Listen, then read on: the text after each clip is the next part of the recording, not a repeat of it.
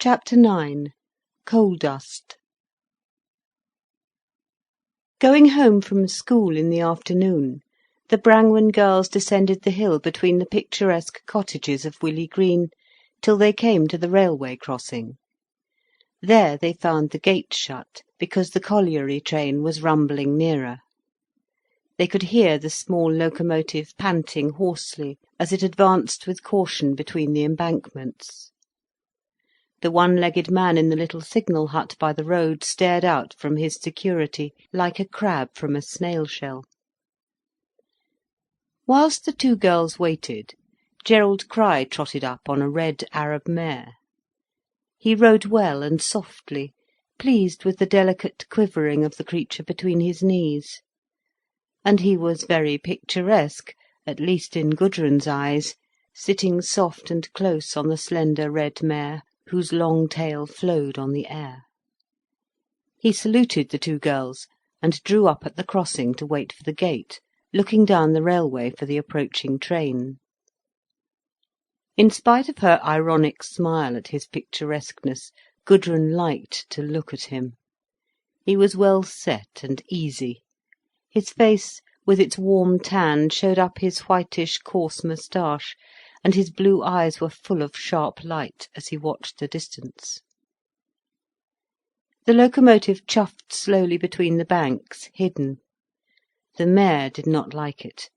She began to wince away, as if hurt by the unknown noise. But Gerald pulled her back and held her head to the gate. The sharp blasts of the chuffing engine broke with more and more force on her. The repeated sharp blows of unknown terrifying noise struck through her, till she was rocking with terror. She recoiled like a spring let go. But a glistening, half-smiling look came into Gerald's face. He brought her back again, inevitably. The noise was released. The little locomotive, with her clanking steel connecting rod, emerged on the high road, clanking sharply. The mare rebounded like a drop of water from hot iron. Ursula and Gudrun pressed back into the hedge in fear, but Gerald was heavy on the mare, and forced her back. It seemed as if he sank into her magnetically, and could thrust her back against herself. "The fool!" cried Ursula loudly. "Why doesn't he ride away till it's gone by?"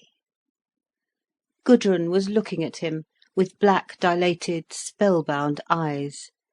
But he sat glistening and obstinate, forcing the wheeling mare, which spun and swerved like a wind, and yet could not get out of the grasp of his will, nor escape from the mad clamour of terror that resounded through her, as the trucks thumped slowly, heavily, horrifying, one after the other, one pursuing the other, over the rails of the crossing. The locomotive, as if wanting to see what could be done, put on the brakes, and back came the trucks rebounding on the iron buffers, striking like horrible cymbals, clashing nearer and nearer in frightful, strident concussions. The mare opened her mouth and rose slowly, as if lifted up on a wind of terror. Then suddenly her forefeet struck out, as she convulsed herself utterly away from the horror. Back she went, and the two girls clung to each other, feeling she must fall backwards on top of him. But he leaned forward, his face shining with fixed amusement, and at last he brought her down, sank her down, and was bearing her back to the mark. But as strong as the pressure of his compulsion was the repulsion of her utter terror, throwing her back away from the railway, so that she spun round and round on two legs, as if she were in the centre of some whirlwind. It made Gudrun faint with poignant dizziness, which seemed to penetrate to her heart. "No, no, let her go! Let her go, you fool, you fool!" cried Ursula at the top of her voice, completely outside herself. And Gudrun hated her bitterly for being outside herself. It was unendurable that Ursula's voice was so powerful and naked. A sharpened look came on Gerald's face. He bit himself down on the mare like a keen edge biting home, and forced her round. She roared as she breathed. Her nostrils were two wide, hot holes, her mouth was apart, her eyes frenzied. It was a repulsive sight. But he held on her unrelaxed, with an almost mechanical relentlessness, keen as a sword pressing into her.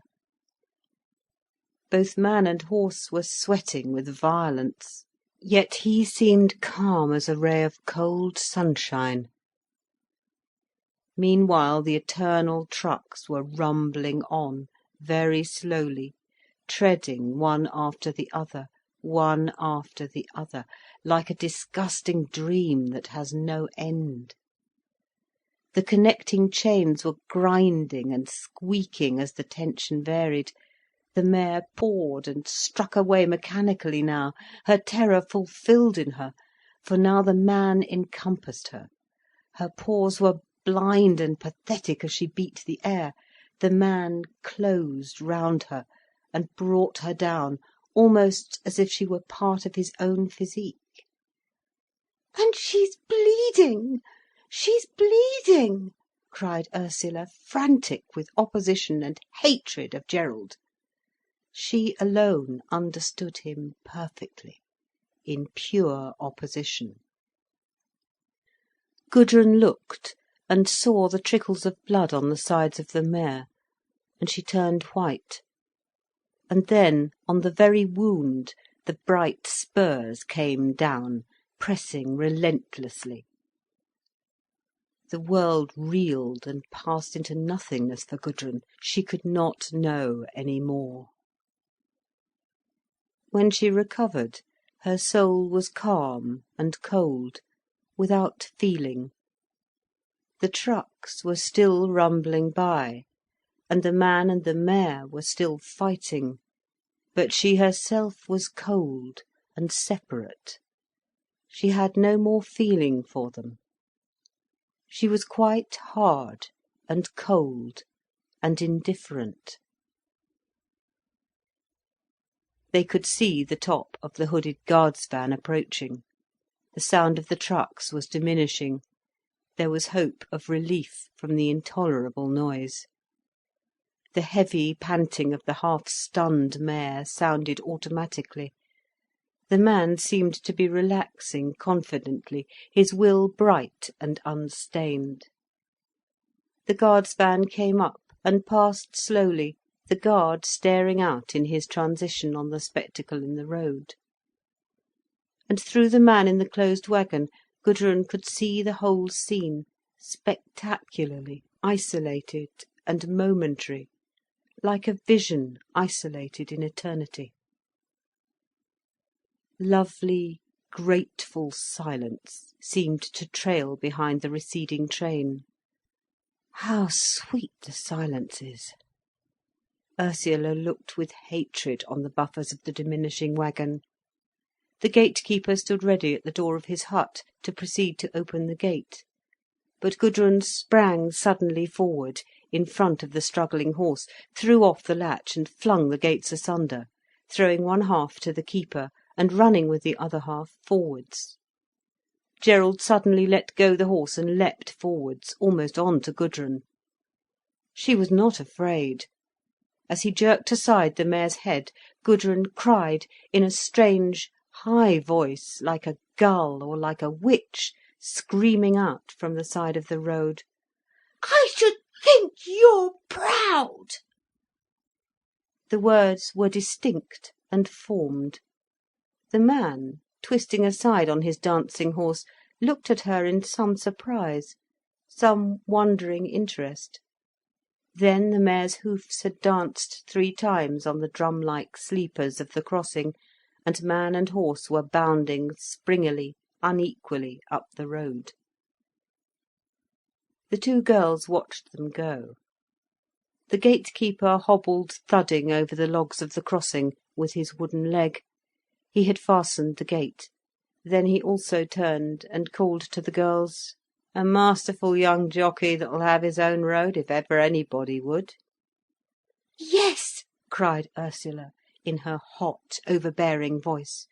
"Why couldn't he take the horse away till the trucks had gone by? He's a fool and a bully. Does he think it's manly to torture a horse? It's a living thing. Why should he bully it and torture it?" There was a pause. Then the gatekeeper shook his head and replied, "Yes, it's as nice a little mare as you could set eyes on. Beautiful little thing, beautiful. Now, you couldn't see his father treat any animal like that, not you. They're as different as they welly can be, Gerald Crich and his father. Two different men, different made." Then there was a pause. "But why does he do it?" cried Ursula. "Why does he? Does he think he's grand when he's bullied a sensitive creature 10 times as sensitive as himself?" Again there was a cautious pause. Then again the man shook his head, as if he would say nothing, but would think the more. "I expect he's got to train the mare to stand to anything," he replied. "A pure-bred Arab, not the sort of breeders is used to round here. Different sort from our sort altogether. They say as he got her from Constantinople." "He would," said Ursula. "He'd better have left her to the Turks. I'm sure they would have had more decency towards her." The man went in to drink his can of tea. The girls went on down the lane, that was deep in soft black dust. Gudrun was as if numbed in her mind by the sense of indomitable soft weight of the man, bearing down into the living body of the horse. The strong, indomitable thighs of the blond man, clenching the palpitating body of the mare into pure control. A sort of soft, white, magnetic domination from the loins and thighs and calves, enclosing and encompassing the mare heavily into unutterable subordination. Soft blood subordination. Terrible. On the left, as the girls walked silently, the coal mine lifted its great mounds and its patterned headstocks. The black railway with the trucks at rest looked like a harbour just below, a large bay of railroad with anchored wagons. Near the second level crossing, that went over many bright rails, was a farm belonging to the collieries, and a great round globe of iron, a disused boiler, huge and rusty and perfectly round, stood silently in a paddock by the road. The hens were pecking round it, some chickens were balanced on the drinking trough. Wagtails flew away in among trucks from the water. On the other side of the wide crossing, by the roadside, was a heap of pale grey stones for mending the roads, and a cart standing, and a middle-aged man with whiskers round his face was leaning on his shovel, talking to a young man in gaiters, who stood by the horse's head. Both men were facing the crossing. They saw the two girls appear, small, brilliant figures in the near distance, in the strong light of the late afternoon. Both wore light, gay summer dresses. Ursula had an orange-coloured knitted coat, Gudrun a pale yellow. Ursula wore canary yellow stockings, Gudrun bright rose. The figures of the two women seemed to glitter in progress over the wide bay of the railway crossing, white and orange and yellow and rose, glittering in motion across a hot world silted with coal dust. The two men stood quite still in the heat, watching. The elder was a short, hard-faced, energetic man of middle age, the younger a labourer of 23 or so. They stood in silence, watching the advance of the sisters. They watched whilst the girls drew near, and whilst they passed, and whilst they receded down the dusty road that had dwellings on one side and dusty young corn on the other. Then the elder man, with the whiskers round his face, said in a prurient manner to the young man, "What price that, eh? She'll do, won't she?" "Which?" asked the young man, eagerly, with a laugh. With the red stockings, what do you say? I'd give my week's wages for 5 minutes. What, just for 5 minutes?" Again the young man laughed. "Your missus would have something to say to you," he replied. Gudrun had turned round and looked at the two men. They were to her sinister creatures, standing watching after her by the heap of pale grey slag. She loathed the man with whiskers round his face. "You're first class, you are," the man said to her, and to the distance. "Do you think it would be worth a week's wages?" said the younger man, musing. "Do I? I'd put 'em bloody well down this second." The younger man looked after Gudrun and Ursula objectively, as if he wished to calculate what there might be that was worth his week's wages. He shook his head with fatal misgiving. "No," he said, "it's not worth that to me." "Isn't?" said the old man. "By God, if it isn't to me." And he went on shovelling his stones. The girls descended between the houses with slate roofs and blackish brick walls. The heavy gold glamour of approaching sunset lay over all the colliery district, and the ugliness overlaid with beauty was like a narcotic to the senses. On the roads, silted with black dust, the rich light fell more warmly, more heavily. Over all the amorphous squalor a kind of magic was cast from the glowing close of day. "It has a foul kind of beauty, this place," said Gudrun, evidently suffering from fascination. "Can't you feel in some way a thick, hot attraction in it? I can. And it quite stupefies me." They were passing between blocks of miners' dwellings. In the backyards of several dwellings a miner could be seen washing himself in the open on this hot evening, naked down to the loins, his great trousers of moleskin slipping almost away. Miners already cleaned were sitting on their heels with their backs near the walls, talking and silent, in pure physical well-being, tired and taking physical rest. Their voices sounded out with strong intonation, and the broad dialect was curiously caressing to the blood. It seemed to envelop Gudrun in a labourer's caress. There was in the whole atmosphere a resonance of physical men, a glamorous thickness of labour and maleness, surcharged in the air. But it was universal in the district, and therefore unnoticed by the inhabitants. To Gudrun, however, it was potent and half repulsive.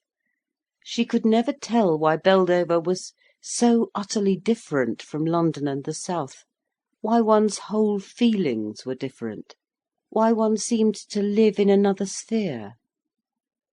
Now she realised that this was the world of powerful underworld men who spent most of their time in the darkness.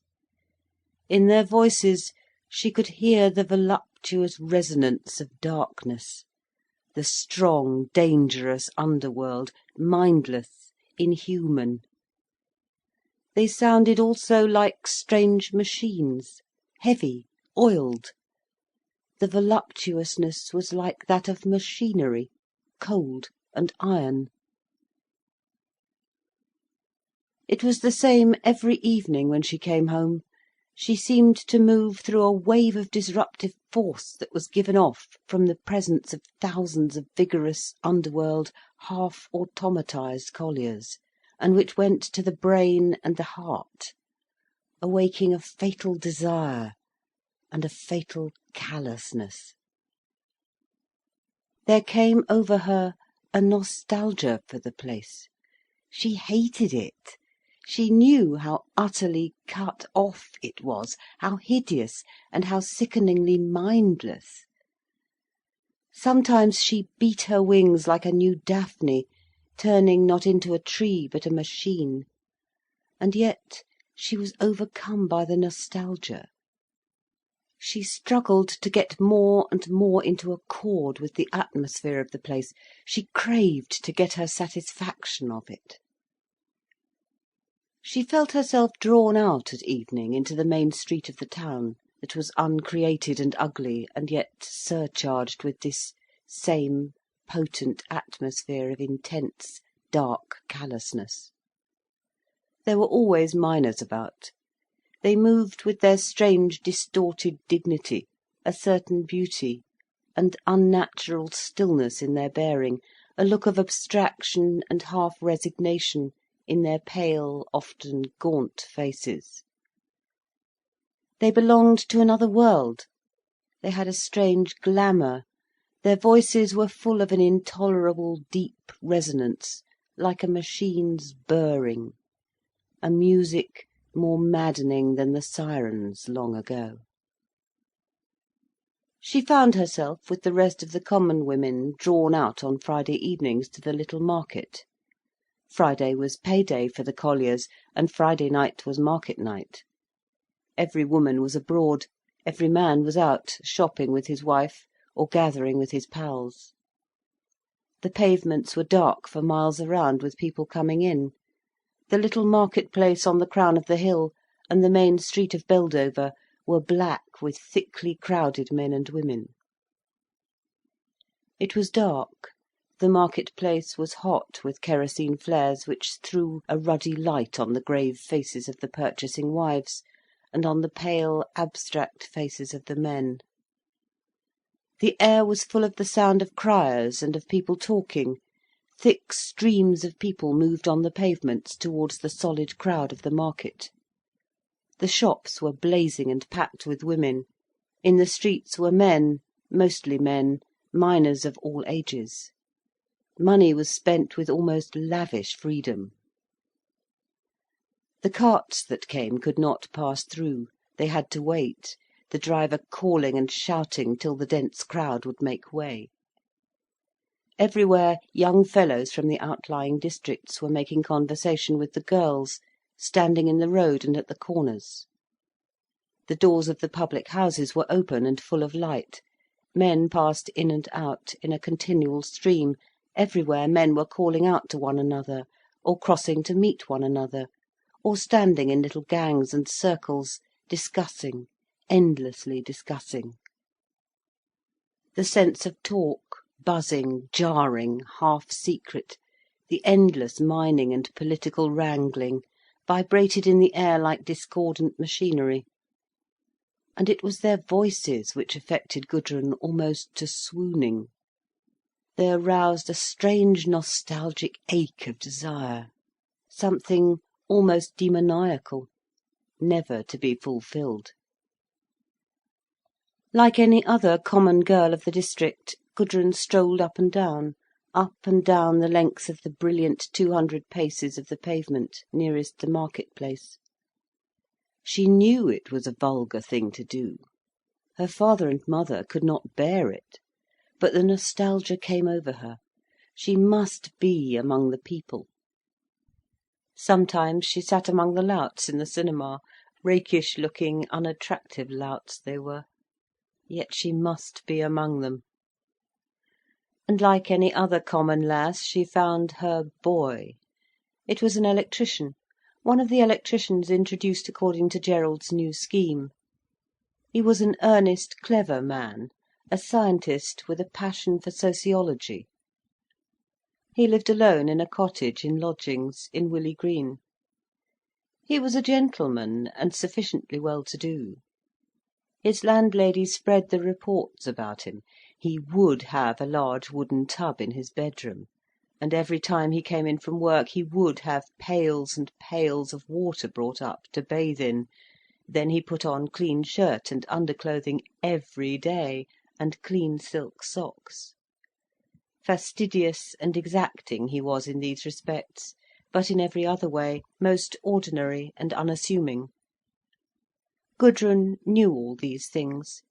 The Brangwens' house was one to which the gossip came naturally and inevitably.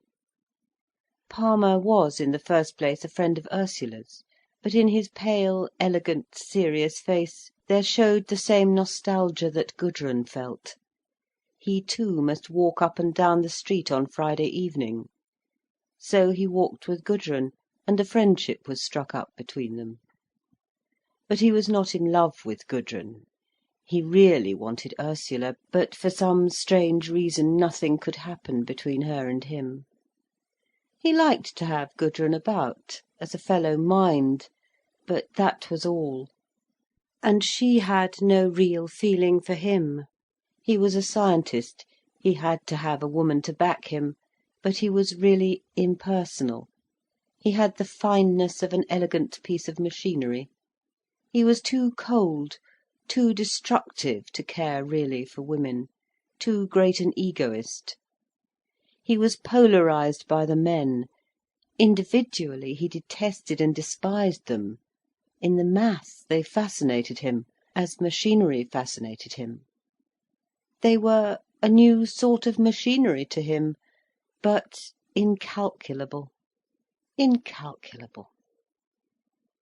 So Gudrun strolled the streets with Palmer, or went to the cinema with him, and his long, pale, rather elegant face flickered as he made his sarcastic remarks.